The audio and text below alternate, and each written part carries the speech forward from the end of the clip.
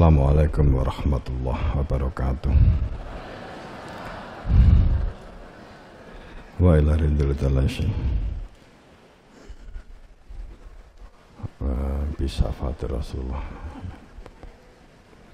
Al-Fatihah.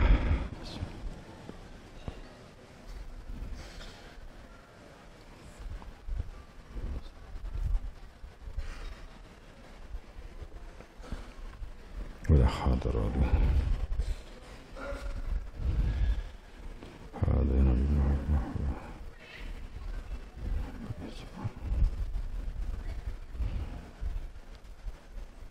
لهم الفاتحة. بسم الله الرحمن الرحيم.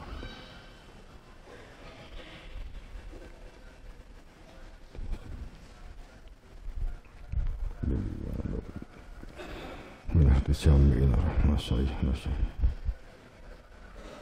lahumul fatihah.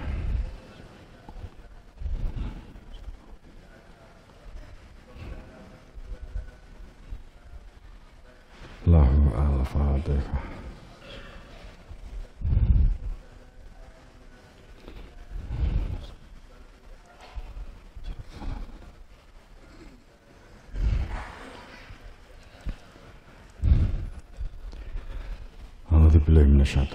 Bismillahirrahmanirrahim. Alhamdulillahirabbil alamin. Asyhadu an la ilaha illallah wa asyhadu anna Muhammadan abduhu wa rasuluh. Allahumma shalli ala sayyidina Muhammad wa ala ali sayyidina Muhammad.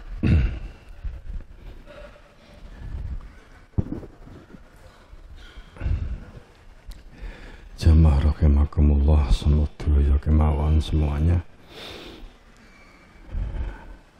Mari kita pertama memposisi sebagai hamba yang pandai bersyukur, yang terbuka, yang lapang dada, nyegoro,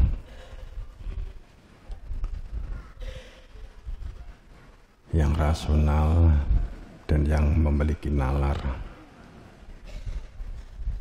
perwujudan sebagai hamba yang fakir.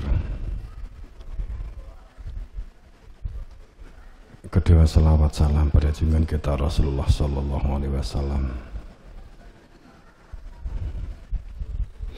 Yang ketiga, dalam kita menghadapi satu kehidupan ini, kenapa syukur dan sholawat dan jiwa fakir menyertai kehidupan kita, diri kita masing-masing. Kita menata tantangan lahir yang penampakan yang kehidupan yang lahir di dalam setiap diri kita masing-masing ini merupakan perwujudan atau potret sebagai prototip dari tatanan batin. Jadi lahirnya seseorang itu sesungguhnya adalah cermin, potretnya, prototip dari tatanan batinnya, kondisi hatinya, kondisi batinnya.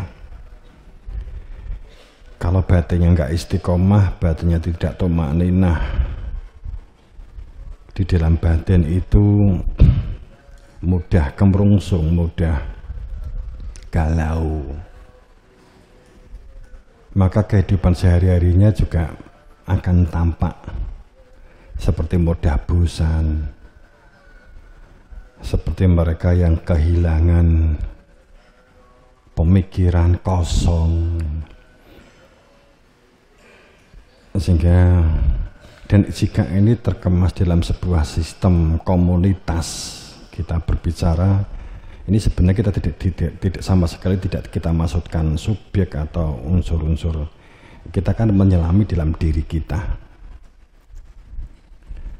Jika sistem kehidupan kita di dalam kehidupan diri kita ini, Anda merasa tidak pernah makmur, Anda merasa tidak pernah adil, sehingga sampai ngeluh Gusti Allah ki ora adil,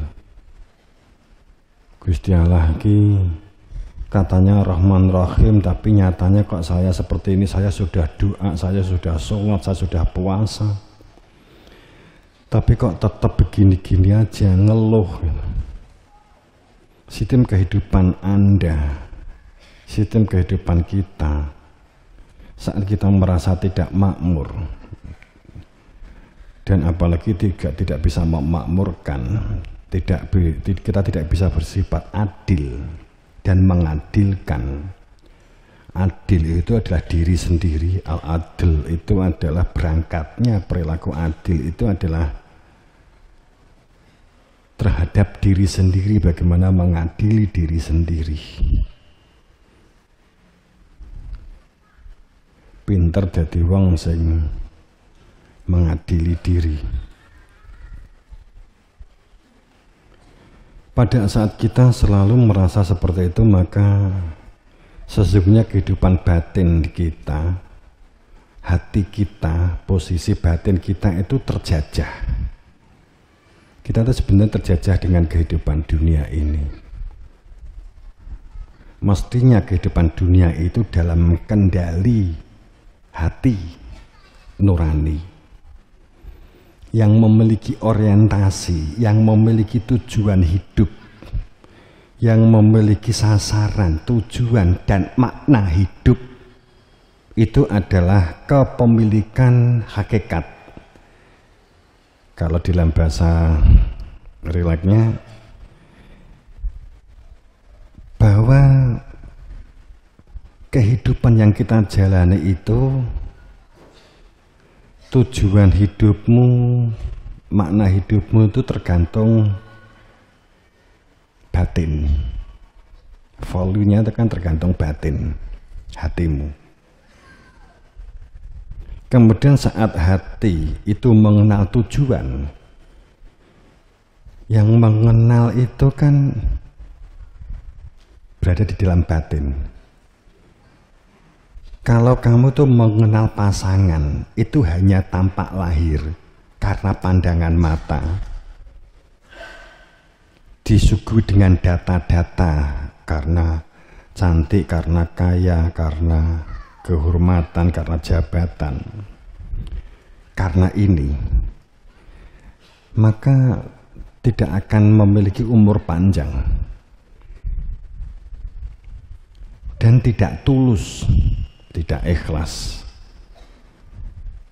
Itu kan perumpamaan.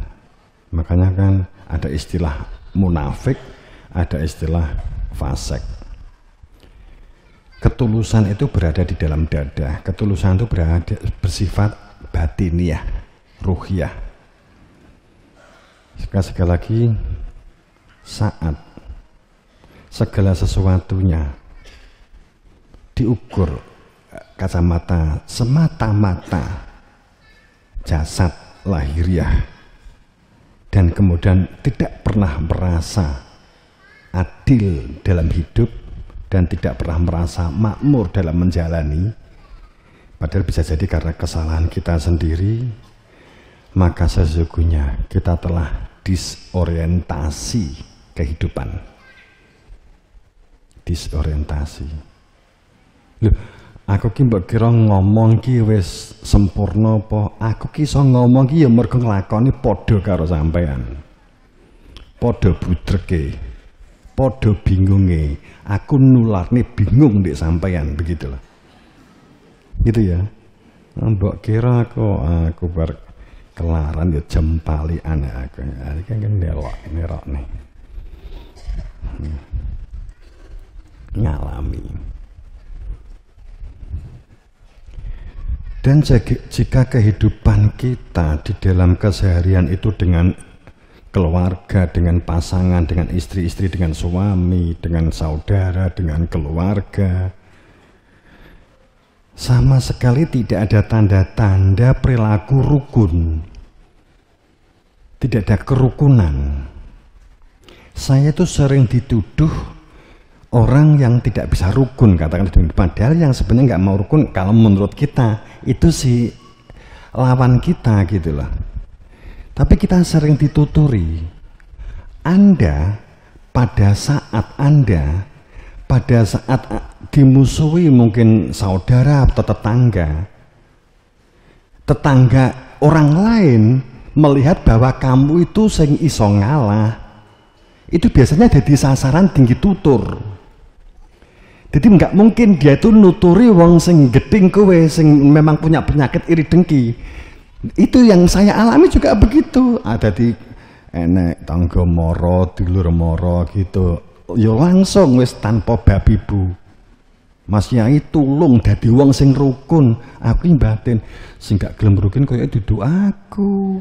Aku yang ngetokne dhuwit ra karuan, aku dimusuhi terus ngetokne dhuwit.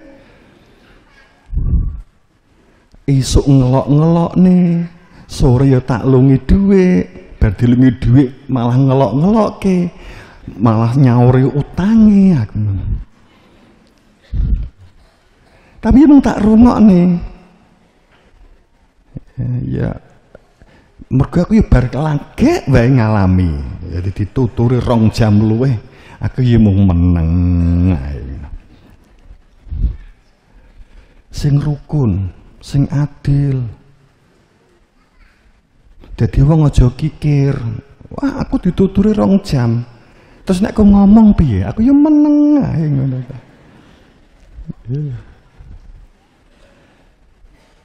Jenengan gerah ki mergo jenengan supaya iso rukun. Aku jane sing gak rukun ki ya sapa? Aku. Ini batin kan gitu.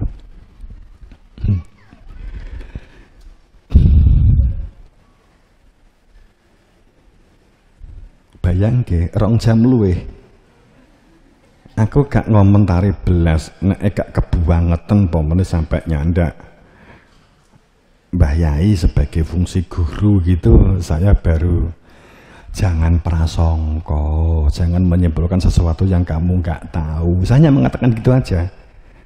Terus bar kuwi ngolok der kan gitu. Aku ya tak rungokne ya gitu. Aku mau batin muga-muga gak kena walat aku ngono tok. Iki nek sak sitakne walate langsung mulih langsung lumpuh saiki wonge. Langsung lumpuh. Terus tadi pagi kita telepon minta maaf, alhamdulillah sudah mulai bisa berjalan lagi. Orang karepku lho aku mbok kandhani aku ki ora piye-piye tenan aku. Aku ya ngono. Gak tak sebut, tapi nek pengen roh gak apa-apa moro sinten ngono-ngono. Tapi nek ngene kan gak kena.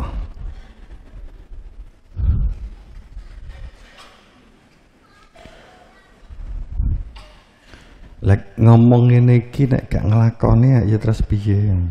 Jika sistem kehidupan setiap dari diri kita yang tergambar dalam sebuah komunitas tidak berdampak mewujudkan kesatuan dan kebersamaan, kekeluargaan, akibat pemberhalaan pada perilaku kultus Lata Uzza Mana sing mbok pelajari tarikh Islam, sing mbok sinau wiwit MI, wiwit SD, SMP, MTS, SMA aliyah sampai perguruan tinggi. Musuhe Kanjeng Nabi Muhammad itu awal berdakwah itu adalah Lata Uzza Mana. Iki musuhe Kanjeng Nabi Muhammad. Pikiran nek Nabi Muhammad ki musuhe Lata Uzza Mana mung watu patung, kowe iso dadi nabi. Ngono ya. Nabi Ibrahim ki musuhe patung-patung. Watu. Nek mung musuhe watu rasa nganggo sebagai rasul utusan Allah gitu loh ya. Jadi berhala Lata Uzza Mana. Lata itu adalah perilaku seseorang yang diliputi oleh kebendaan, diliputi oleh material. Keagungan-keagungannya itu diukur secara materi. Pacaan karena kopiah, karena sorban. Aku ki wis kaji, gak mbok undang kaji tak juwotosi. Gelo, mangkel, kecewa. Uzza itu hanya mengejar kesenangan. Mana menyembah, mau mendengarkan, yang dilihat itu orangnya.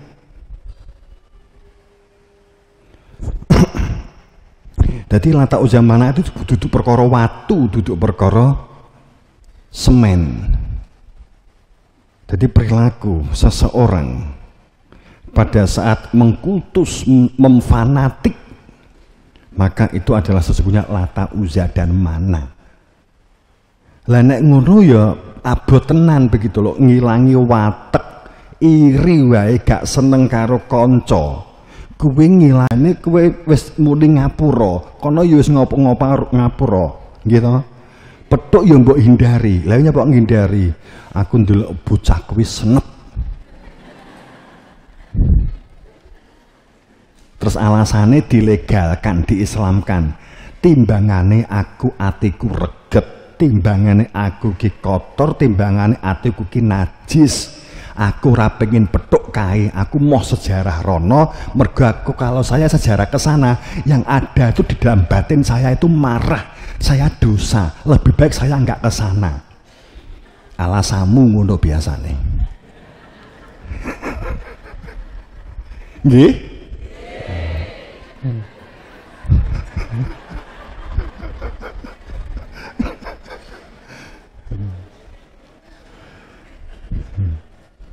Itu jenenge benci dengki diislamkan. Jadi mengislamkan benci dan dengki kan gitu.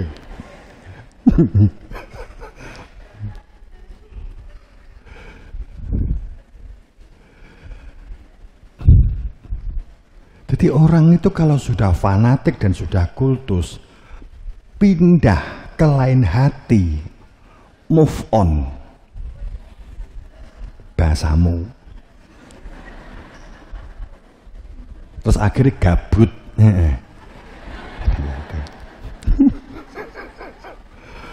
Itu sulit berdampak gabut gitu toh. Apa gabut itu?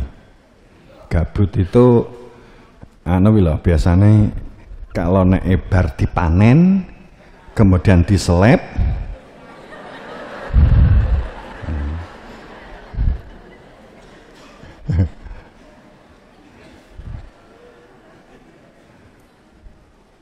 berambut ya.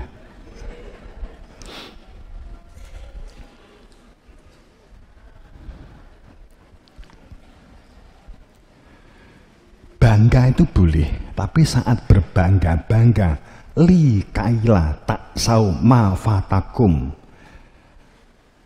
Kehidupan yang kamu jalani pasti terjadinya pasang surut. Li kaila tak sau, pasti terjadi pasang surut. Sesuatu yang menjadikan kamu itu kecewa terhadap sesuatu yang tidak kamu peroleh dan kamu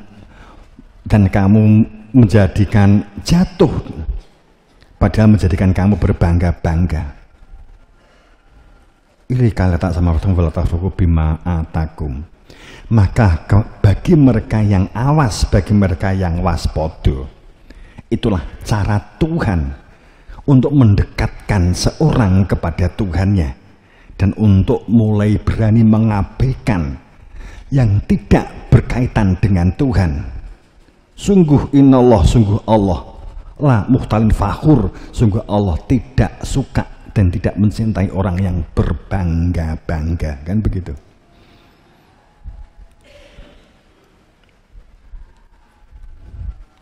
Berbangga-bangga itu sudah masuk pada wilayah kultus dan fanatik sebagai bahan pemberhalaan.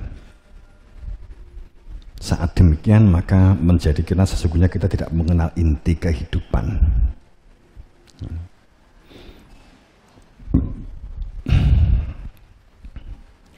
Saat kehidupan yang kita jalani, kehidupan, kemudian kita merasa ambigu. Ambigu itu kebergandaan.